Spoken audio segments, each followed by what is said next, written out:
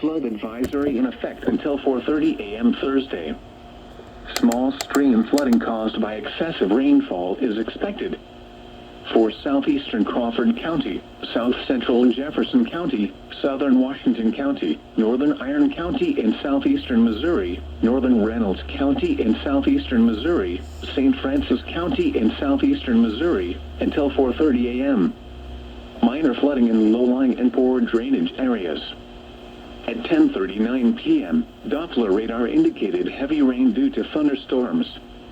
This will cause small stream flooding. Rapid river rises will cause minor flooding in the advisory area. Between 1 and 3 inches of rain have fallen.